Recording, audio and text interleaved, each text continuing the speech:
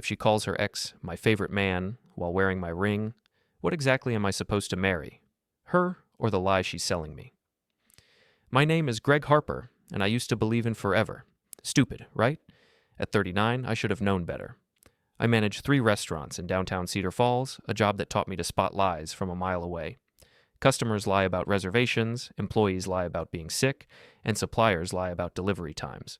But somehow, I missed the biggest lie of all, the one my wife Alicia had been telling me for months. It started small, like most betrayals do. A text message here, a phone call there, always the same explanation. Just catching up with Dominic Salazar, her high school sweetheart, the guy she dated for 3 years before we met, the one she claimed was ancient history when we got married 5 years ago. We're just staying in touch, she'd say whenever I raised an eyebrow at another late-night conversation. He's going through a rough patch with Susie. Susie, her best friend since childhood, who happened to be married to Dom. The irony wasn't lost on me, but I trusted my wife. I trusted the woman who promised to love only me, who wore my grandmother's ring, who shared my bed every night. I was an idiot. The pattern crept up slowly. Alicia's mood would brighten after those mysterious conversations. She'd smile at her phone in ways she hadn't smiled at me in months. During our dinners at Romano's, my flagship restaurant, her attention would drift. She'd check her messages between courses, her fingers dancing across the screen with an urgency she never showed when texting me. Work stuff, she'd explain, but Alicia was a fitness instructor at the local gym. What kind of work emergencies happen at 9 p.m. on a Tuesday? I gave her space because that's what good husbands do, right? I didn't want to be that guy, the jealous, controlling type who checks his wife's phone and demands passwords. I believed in trust, in the sanctity of marriage, in the idea that love conquers all. God, I was naive. The breaking point came on a Thursday evening in October. I'd just finished inventory at Romano's and was looking forward to a quiet night with Alicia. Maybe we'd watch a movie. Maybe we'd actually talk like we used to. I pulled into our driveway, noting that her car was already there, a good sign since she'd been working late most nights recently. I found her in the living room, curled up on our cream-colored sofa with her phone. She was smiling that secret smile again, the one that used to be reserved for me. Her fingers moved across the screen with practiced efficiency, and I caught a glimpse of her typing something that made her giggle. Actually giggle, like a teenager with her first crush. "Hey babe," I said, dropping my keys on the coffee table. "Good day?" She looked up, and for just a second I saw something flicker across her face. Guilt? Annoyance? It was gone so fast I might have imagined it. "Oh, hi. Yeah, fine. Just texting Susie about weekend plans." But she turned her phone face down as she said it, and that small gesture hit me like a punch to the gut. When had my wife started hiding her screen from me? I went to the kitchen, opened a beer, and tried to shake off the uneasiness. Maybe I was being paranoid. Maybe the stress of managing 3 restaurants was getting to me. Maybe. My phone buzzed with a social media notification. Someone had tagged me in a post. I opened the app absently, expecting to see a customer review or a photo from one of my restaurants. Instead, I saw my wife. She was standing next to Dom Salazar in what looked like Miller's Park, the place where we'd had our first date. They were close. Too close for people who were just friends. His arm was around her waist, her head tilted toward his shoulder. They looked like a couple. They looked happy. They looked like everything Alicia and I used to be. But it was the caption that destroyed me. "I'll miss you, darling. You're my favorite man." I stared at the screen until the words blurred. Favorite man. Not her husband of 5 years. Not the man who'd supported her through her father's death, who'd held her hair when she was sick, who'd given her his grandmother's ring and promised to love her forever. Her favorite man was the ghost from her past, the one she'd been texting and calling and meeting in secret. I set my phone down with deliberate care and walked back to the living room. Alicia was still on the sofa, still smiling at her screen. She didn't look up when I entered, didn't notice the way my hands were shaking or how my breathing had changed. "Alicia," I said quietly. "Hmm?" She didn't look up. "Who's your favorite man?" That got her attention. Her head snapped up, and I saw the exact moment she realized I'd seen the post. Her face went pale, then flushed red, then pale again. "Greg, I can explain." "Can you?" I pulled out my phone and showed her the screen. "Because this looks pretty clear to me." She scrambled to sit up straighter, her own phone forgotten on the cushions. "It's not what it looks like. Dom was just—" "Your favorite man," I finished. "Yeah, I read that part." "It was just a stupid comment. It doesn't mean anything." "Doesn't it?" I sat down in the armchair across from her, the coffee table stretching between us like a chasm. Because from where I'm sitting, it looks like you've been having an affair. We're not having an affair. The words came out too fast, too defensive. We're just friends. We always have been. Friends don't pose for couple photos. Friends don't call each other darling. And friends definitely don't declare each other their favorite anything when they're married to someone else. Alicia's mouth opened and closed like a fish gasping for air. You're overreacting. It's just social media. It doesn't mean anything. Then delete it. What? Delete the post, right now. If it doesn't mean anything, if it's just a stupid comment, then delete it. She hesitated. For 5 long seconds, she hesitated, and in that pause, I heard the death knell of our marriage. I can't just delete it. People will ask questions. People are already asking questions, Alicia. Like why a married woman is posting romantic photos with her ex-boyfriend. He's not my boyfriend. Then what is he? Another pause. Another nail in the coffin. He's going through a hard time. His marriage to Susie is falling apart, and he needed someone to talk to. So you decided to be his emotional support system? His shoulder to cry on? His favorite person in the world? It's not like that. Then what is it like? Because from where I'm sitting, it looks like my wife is in love with another man. The words hung in the air between us, heavy and final.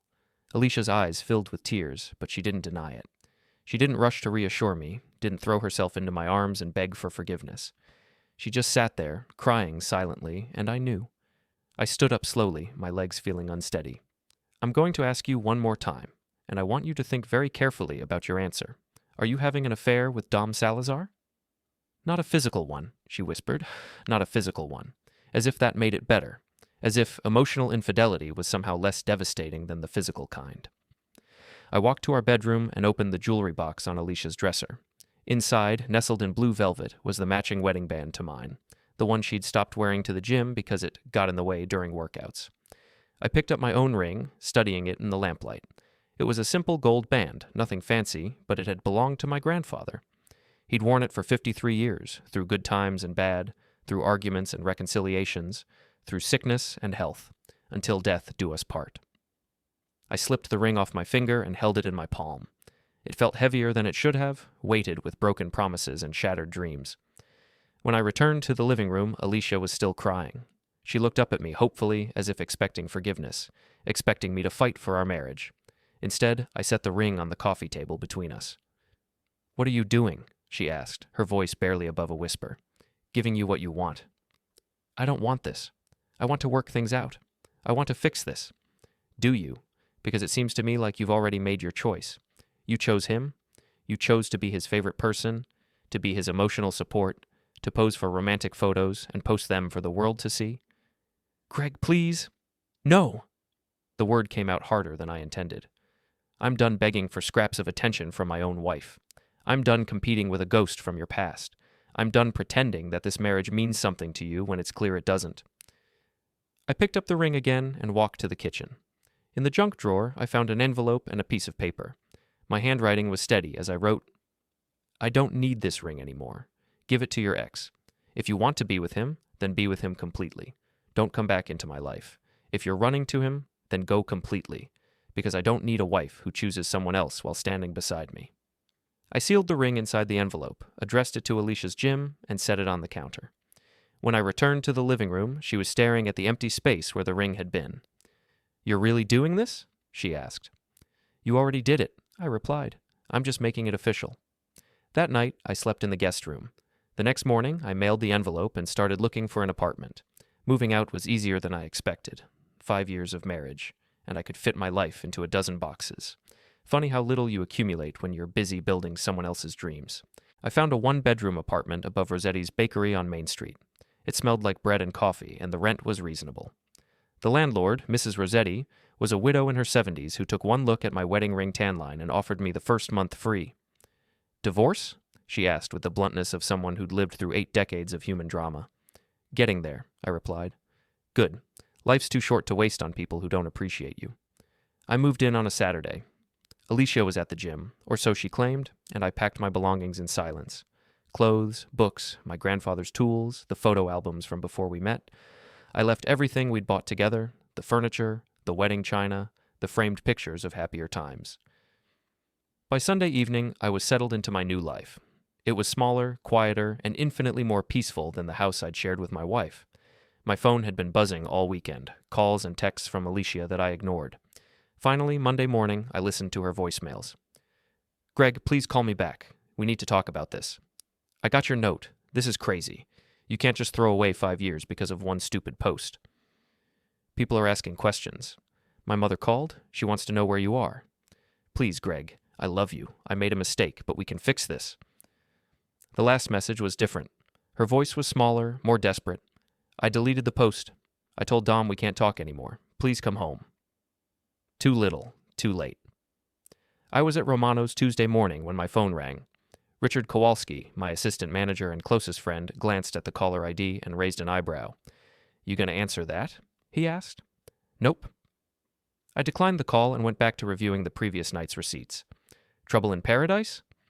Richard was the only person who knew the whole story. We'd worked together for 3 years, and he'd become more of a brother than an employee. He was single, 35, and had a talent for reading people that made him invaluable in the restaurant business. "Paradise burned down," I said. "I'm living above Rossetti's now." "Shit, I'm sorry, man." "Don't be. Best decision I've made in years." But even as I said it, I felt the familiar ache in my chest. Divorce was the right choice. I knew that intellectually, but emotionally I was still processing the death of my marriage. The lunch rush kept me busy until mid-afternoon. I was in the kitchen, going over inventory with our head chef, when Richard appeared in the doorway. "Greg, you need to see this." He handed me his phone, and I found myself staring at another social media post. This time, it wasn't Alicia who'd shared it. It was her mother, Patricia. "Praying for my daughter during this difficult time. Some people don't know how to fight for love. Ye heartbroken, ye disappointed." The post had dozens of comments, most from people I recognized, friends from church, neighbors, Alicia's coworkers, all expressing sympathy for my wife and subtle condemnation for the husband who'd abandoned her. "She's really going with the victim narrative," Richard observed. I scrolled through the comments, my anger building with each sanctimonious response. According to Patricia's version of events, I was the villain who'd walked out on his devoted wife over a simple misunderstanding. No mention of Dom, no mention of the emotional affair, no mention of the fact that Alicia had publicly declared another man her favorite. "Let them think what they want," I said, handing back the phone. "I know the truth." But it stung. These were people I'd considered friends, people who'd attended our wedding, people who'd shared meals at my restaurants. And they were all taking Alicia's side without even hearing mine. Wednesday brought the first direct confrontation. I was leaving Romano's around 9 p.m. when I spotted a familiar figure waiting by my car. Tom Bradley, one of our neighbors, was leaning against the driver's side door with his arms crossed. Tom was a big guy, 6'3", probably 250, who worked construction and had opinions about everything. He'd been friendly enough when Alicia and I were together, always ready with a wave or a comment about the weather. Tonight, he looked ready for a fight. "Tom," I said carefully, "what's up?" "You tell me, Greg. What kind of man walks out on his wife?" I unlocked my car and opened the door, forcing him to step aside. "The kind whose wife is in love with someone else." "That's bullshit. Alicia's a good woman. She made one mistake." "One mistake?" I turned to face him fully. "Tom, did your wife ever post romantic photos with her ex-boyfriend? Did she ever call another man her favorite? Because if she did, I'd love to know how you handled it." Tom's face reddened. "It was just social media. You're blowing this out of proportion." "Am I?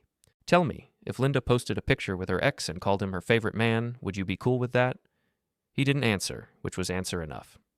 "Look," I said, getting into my car. "I appreciate your concern for Alicia, but this isn't your marriage. You don't know the whole story." "I know enough," Tom shot back. "I know she's been crying for 3 days straight. I know she loves you and wants to work things out. And I know you're being a stubborn ass." I started the engine. "Then you don't know anything at all." Thursday morning brought more social media drama. This time, it was Alicia herself, posting a long, rambling message about fighting for love and not giving up on marriage. She talked about forgiveness, about second chances, about the importance of working through difficult times. She made herself sound like a saint and me like a monster. The comments poured in. "You deserve better, honey." He doesn't know what he's losing. His loss, your gain. I was reading through them when my phone rang. The caller ID showed a number I didn't recognize. Greg Harper. This is Dom Salazar. My hand tightened on the phone. What do you want? To talk. Man to man. This whole situation is getting out of hand. You think? Look, I know you're pissed, but you're taking this too far. Alicia made a mistake, but she loves you. She wants to fix things. Funny, I said. Last I checked, you were her favorite man. Shouldn't you be happy about this? There was a pause. It wasn't like that. We're just friends. We've always been friends. Friends don't pose for romantic photos. It was just a picture, man.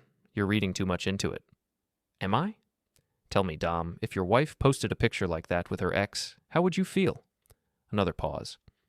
That's different. How? Because it just is. Right. Well, here's the thing, Dom. My wife chose you. She chose to have an emotional affair with you, to call you her favorite, to prioritize your feelings over mine. So congratulations, you won. But don't call me asking to fix the mess you helped create. Greg, I hung up. That afternoon, I got a visit at Romano's from someone I hadn't expected. Susie Salazar, Dom's wife and Alicia's best friend. Susie was a small woman with dark hair and tired eyes. She'd always been quiet when we'd socialized as couples, content to let Dom and Alicia dominate the conversation. I'd assumed she was shy, but looking at her now, I realized she'd just been observing. Can we talk? She asked. I led her to a corner booth and signaled Richard to bring us coffee. Susie waited until we were alone before speaking. I owe you an apology, she said quietly. For what? For not telling you sooner. About Dom and Alicia. My blood went cold. What about them? Susie wrapped her hands around her coffee mug as if seeking warmth. They've been having an affair for 6 months, not just emotional, physical. The words hit me like a sledgehammer. How do you know? I've known for a while. Text messages, late nights, the way they looked at each other when they thought no one was watching. She met my eyes. I followed them twice, to the Riverside Motel on Highway 9. I felt like I was going to be sick. Why didn't you tell me? Because I was scared. Scared of breaking up 2 marriages, scared of losing my best friend, scared of admitting that my husband was cheating on me. Tears started rolling down her cheeks. I kept hoping it would end on its own, that they'd come to their senses. But they didn't? No. If anything, it got worse. Dom's been talking about leaving me. Says he's not happy, that we've grown apart, that maybe we'd be better as friends. And Alicia? She's been planning to ask you for a divorce. She was just waiting for the right time. Susie wiped her eyes with a napkin. That post you saw? That was her way of testing the waters, seeing how people would react to her being with Dom publicly. I leaned back in the booth, trying to process this information. Everything I'd believed about my marriage, about my wife, about the nature of her betrayal. It was all worse than I'd imagined. Why are you telling me this now? I asked. Because I'm tired of lying, tired of covering for them, and because you deserve to know the truth. She reached across the table and touched my hand. I'm filing for divorce next week. I thought you should know what you're really dealing with. After Susie left, I sat in that booth for an hour, staring at my untouched coffee. 6 months. They'd been having a physical affair for 6 months, and I'd been completely oblivious. All those late nights at the gym, all those weekend trips to visit her sister, all those times she'd been too tired for intimacy, she'd been with him. I thought about the ring I'd mailed her, about the note I'd written, such a small gesture for such a massive betrayal. My phone buzzed with another text from Alicia. Please call me. I need to explain. For the first time since this whole mess started, I typed back, There's nothing to explain. I know about the motel. 3 dots appeared, then disappeared, then appeared again. Finally, a single word. Shit. I turned off my phone and went back to work. Friday morning brought the declaration of war. I was opening Romano's when I found them waiting in the parking lot. Tom Bradley, Mike Peterson from down the street, and Jim Walsh, Alicia's cousin. 3 men I'd once considered friends, now standing like a tribunal outside my restaurant. Greg, Tom called out as I approached the door. We need to talk. About what? About you doing the right thing, Jim said. He was a stocky man with a red beard and a temper to match. About you going home to your wife and working this out like a man. I unlocked the door and stepped inside, not bothering to hold it open for them. They followed anyway, their heavy footsteps echoing in the empty dining room. Gentlemen, I said, flipping on the lights, I'm about to open for business. If you want to have breakfast, you're welcome to stay. If you want to lecture me about my marriage, you can leave. Cut the crap, Greg, Mike said. He was a mechanic with grease permanently embedded under his fingernails and an opinion about everything. Alicia told us what really happened. You saw one innocent photo and lost your mind. Innocent? I laughed, but there was no humor in it. Is that what she called it? She made a mistake, Jim said. She posted something without thinking, but instead of talking to her about it, you packed up and left like a coward. A coward? I repeated the word slowly. That's interesting. Tell me, Jim, what would you call a woman who has a 6-month affair with her best friend's husband? The 3 men exchanged glances. What are you talking about? Tom asked. I'm talking about the fact that your innocent victim has been screwing Dom Salazar at the Riverside Motel twice a week since April. I'm talking about the fact that she's been planning to divorce me so she can be with him. I'm talking about the fact that you 3 idiots are defending a woman who's been lying to all of us for months. That's bullshit, Jim said, but his voice lacked conviction. Is it? Ask Susie Salazar. She's the one who told me. She's also the one filing for divorce because her husband is in love with my wife. The silence stretched between us like a taut wire. I could see the doubt creeping into their faces, the slow realization that maybe they didn't know the whole story after all. Even if that's true, Tom said finally, marriage is about forgiveness, it's about working through problems. You're right, I agreed. Marriage is about forgiveness. It's also about trust, respect, and fidelity. When those things are gone, there's nothing left to work with. So you're just giving up? Mike asked. I'm accepting reality. There's a difference. They left without ordering breakfast, muttering among themselves as they walked to their trucks. I watched them go, knowing that by noon, half the town would know about Alicia's affair. Good. Let them know the truth. The lunch crowd was lighter than usual. Word travels fast in small towns, and apparently I'd become persona non grata among certain circles. I didn't care. The people who mattered, my regular customers, my employees, my real friends, they knew the kind of man I was. Around 2 o'clock, Richard pulled me aside. You've got a visitor, he said, nodding toward the front entrance. Alicia stood just inside the door, looking around nervously. She'd lost weight in the past week, and her usually perfect hair was pulled back in a messy ponytail. She looked fragile, vulnerable, exactly the image she was trying to project. I walked over to her, keeping my expression neutral. We're closed between lunch and dinner. You'll have to come back later if you want to eat. Greg, please. We need to talk. No, we don't. Yes, we do. This is getting out of hand. People are choosing sides, spreading rumors. Rumors? I kept my voice low, aware that Richard and the kitchen staff were listening. Is that what you're calling your affair now? Her face crumpled. It's not what you think. It's exactly what I think. 6 months, Alicia. The Riverside Motel? Twice a week. Should I go on? How did you... She stopped herself, realizing she'd just confirmed everything. Susie told me, your best friend, who you've been betraying right alongside me. I never meant for this to happen. But it did happen, and you let it happen, and you were planning to leave me for him anyway, so really I just saved you the trouble. Tears started rolling down her cheeks. I love you, Greg. I made a mistake, but I love you. No, you don't. You love the idea of me. You love having a stable husband and a steady income while you play house with your high school boyfriend. But you don't love me. If you did, you never would have touched him. That's not fair. Fair? I almost laughed. You want to talk about fair? Fair would have been you asking for a divorce before you started screwing around. Fair would have been you being honest about your feelings instead of making me look like a fool. Fair would have been you not turning half the town against me with your victim act. I didn't mean... Get out. Greg, get out of my restaurant. Get out of my life. Go be with Dom if that's what you want, but stop pretending you're some innocent victim in all this. She stood there for a moment longer, tears streaming down her face, waiting for me to soften, to take her back, to forgive her. I didn't. Finally, she turned and left, and I watched her walk away from me for what I hoped would be the last time. That evening, my phone started ringing.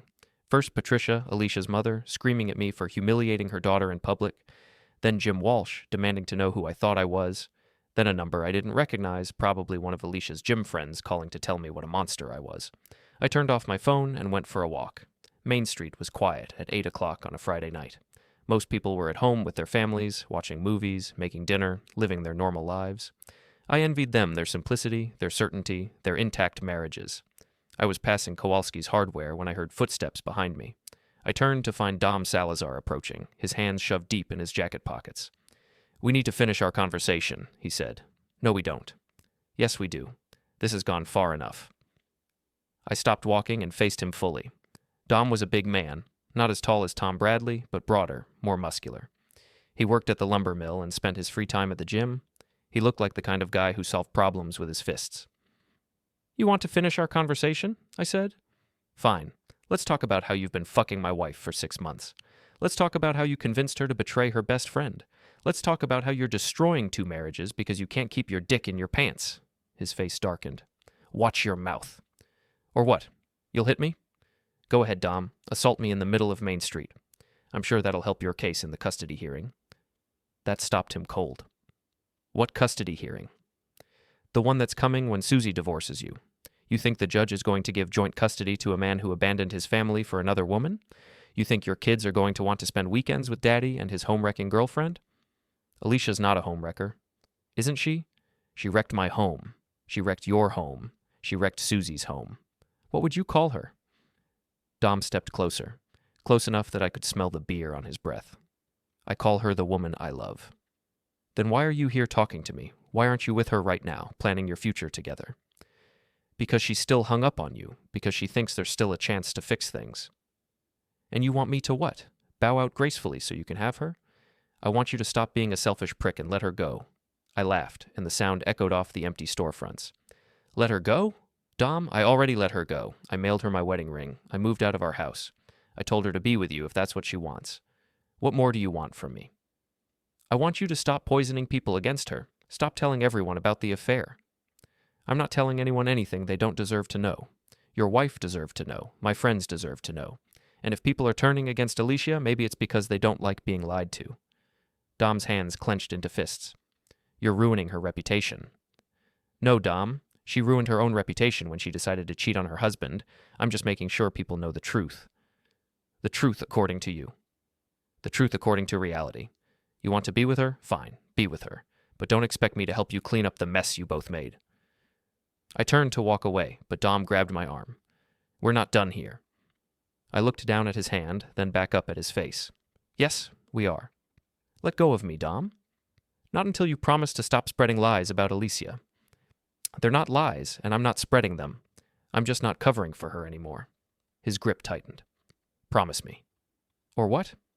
Or I'll make you promise. I smiled, and something in my expression made him take a step back.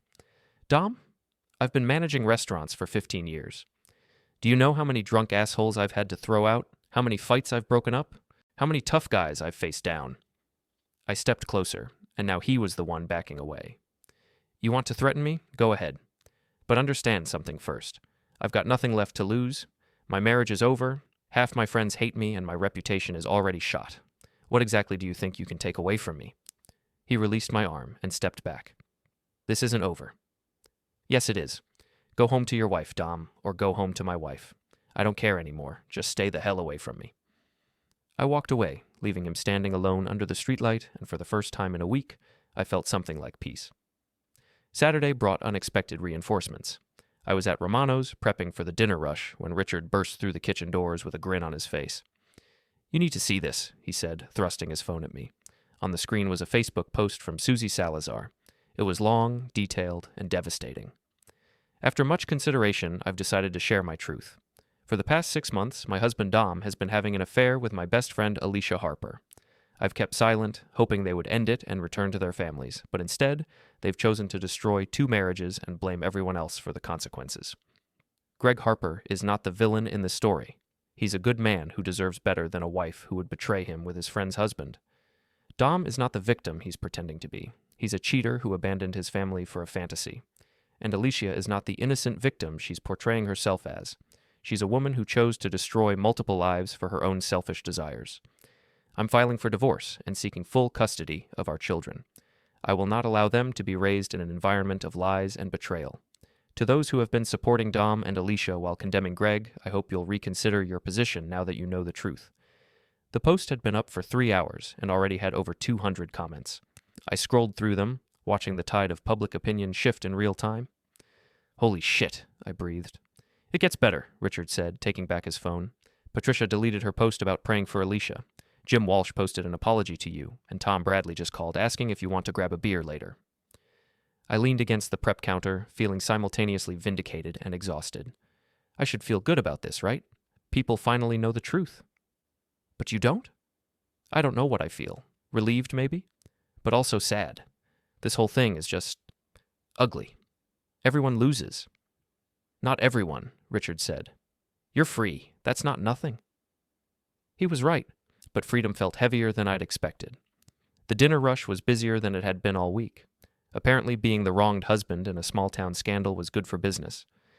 People kept stopping by my table, offering condolences, sharing their own stories of betrayal, treating me like some kind of folk hero. I hated it. Around 9 o'clock, as I was closing out the register, my phone rang. The caller ID showed Alicia's number. What? I answered. You son of a bitch. Her voice was raw, furious. You told her to post that, didn't you? I didn't tell Susie to do anything. She made her own choice. Bullshit.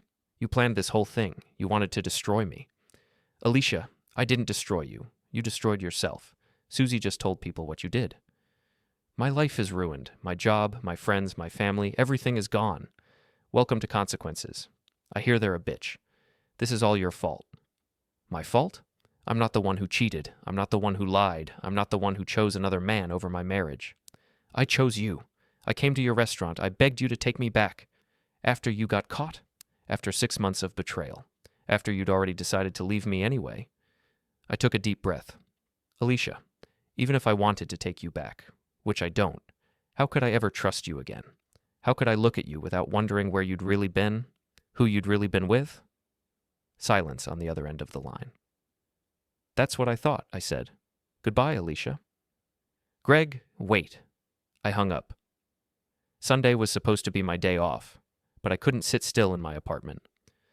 I drove out to Miller's Park, the place where Alicia and Dom had posed for their fateful photo.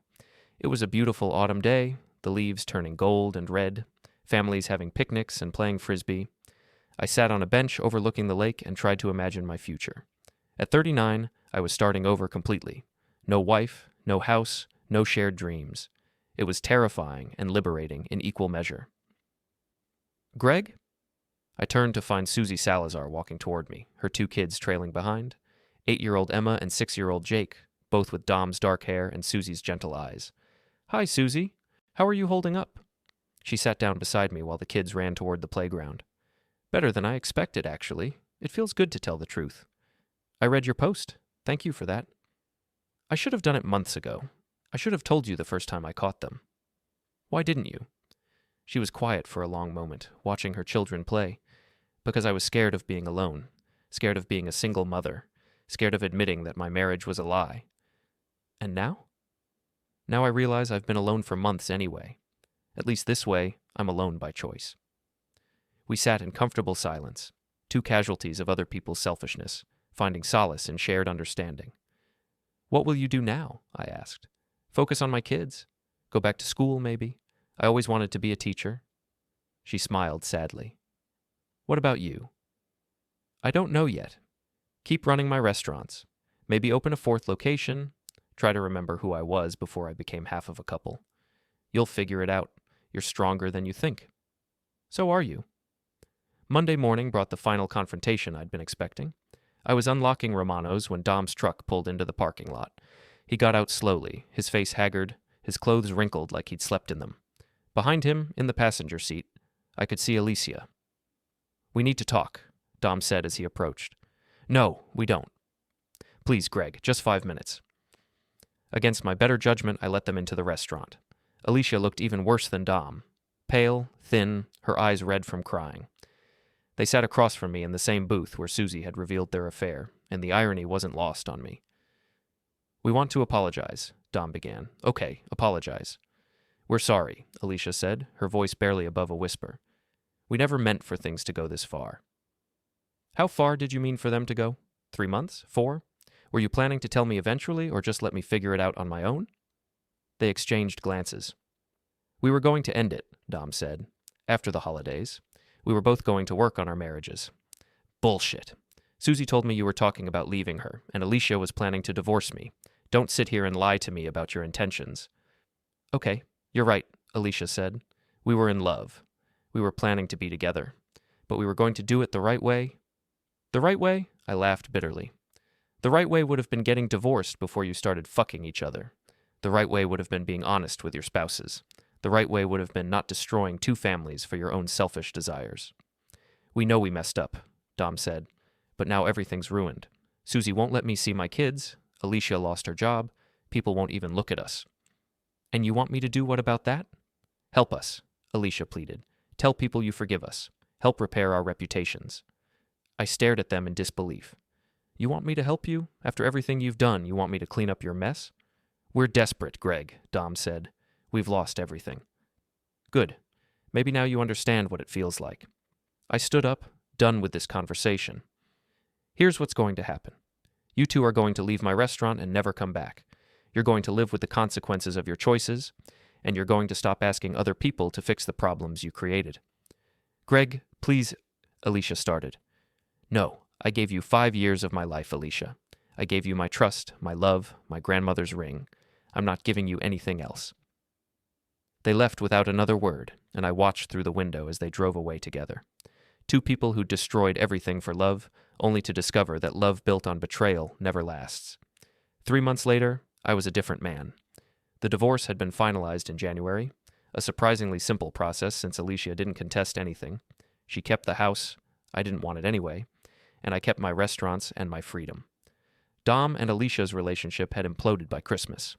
Turns out, when you build a romance on lies and betrayal, it doesn't have much of a foundation.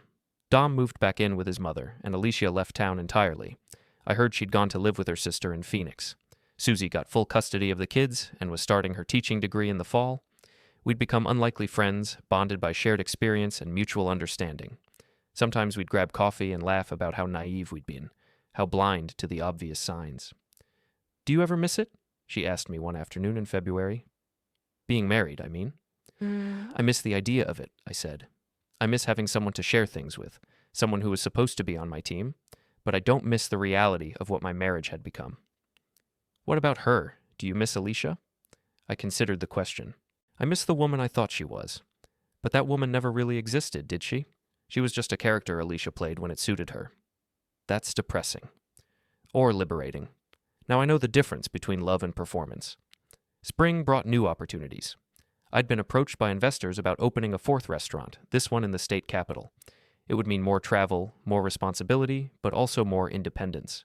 More proof that I could build a life worth living on my own terms. I was reviewing the business proposal when Richard knocked on my office door. You've got a visitor, he said. Who? See for yourself? I followed him to the dining room, where a woman was seated at table 7. She was in her mid-30s with auburn hair and an easy smile. She was reading a book while she waited, completely absorbed in the story. She asked for you specifically, Richard said. Said she heard you were the owner. I approached her table, curious. I'm Greg Harper. You wanted to see me? She looked up, and I was struck by her green eyes.